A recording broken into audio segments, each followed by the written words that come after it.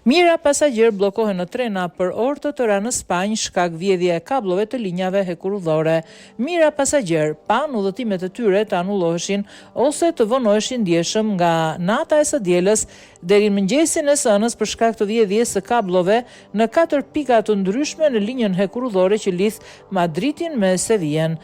Ndërprerja shkaktoi kaos veçanërisht për ata që ktheheshin në Andaluzi pas festimeve traditore të ditës së nënës në Spanjë. Ministri i Transportit Oscar Puente tha të hënën në mëngjes në radion e Cadena Ser se përfitimi ekonomik i një veprimi të tillë është i papërfillshëm në krahasim me dëmin që shkakton.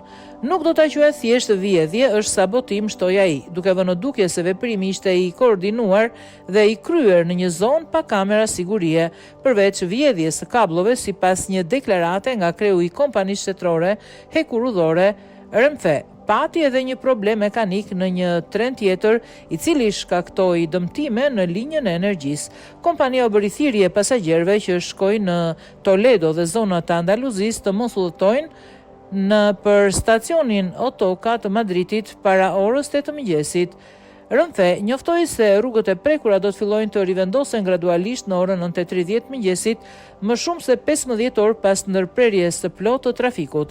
Sipas kompanisë, rreth 30 trena me një total prej 10.700 pasagjerësh mbetën të bllokuar midis stacioneve, ndërsa mijëra të tjerë përballën me anullime ose vonesa të gjata.